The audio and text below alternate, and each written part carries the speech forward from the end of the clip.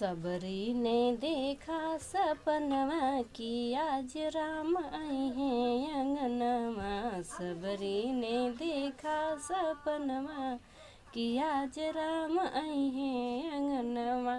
आई हैं अंगनवा हो आई हैं अंगनवा।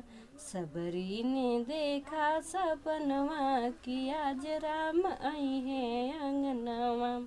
रहिया बहार सबरी फुलवा बिछावे, फुलवा बिछावे हो फुलवा बिछावे। रहिया बहार सबरी फुलवा बिछावे। पड़ी है राम के चरणवा कि आज राम आई हैं अंगनवा। पड़ी है राम के चरणवा कि आज राम आई हैं अंगनवा। सबरी ने देखा सपनवा कि आज राम आई हैं अंगनवा।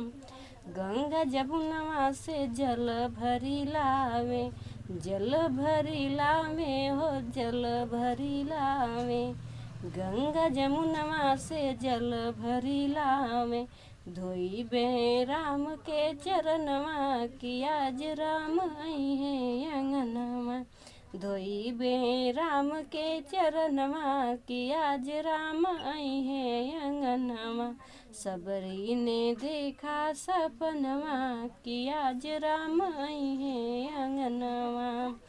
कुश की चटैया सबरी झार के बिछावे, झार के बिछावे हो झार के बिछावे।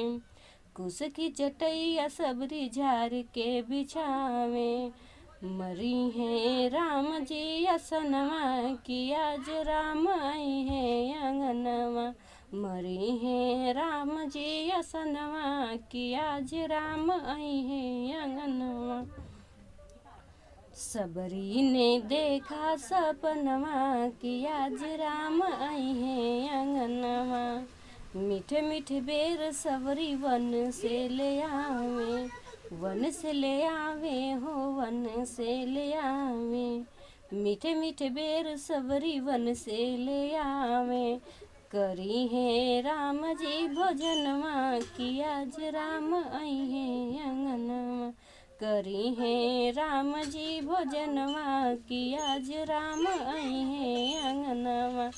सबरी ने देखा सपनवा कि आज राम आई हैं अंगनवा। लौंग इलायची के बीड़ा लगावे, बीड़ा लगावे हो बीड़ा लगावे। लौंग इलायची के बीड़ा लगावे। ई हमरे राम के रुचनवा कि आज राम आई हैं अंगनवा। ई हमरे राम के रुचनवा कि आज राम आई हैं अंगनवा। सबरी ने देखा सपनवा कि आज राम आई हैं अंगनवा।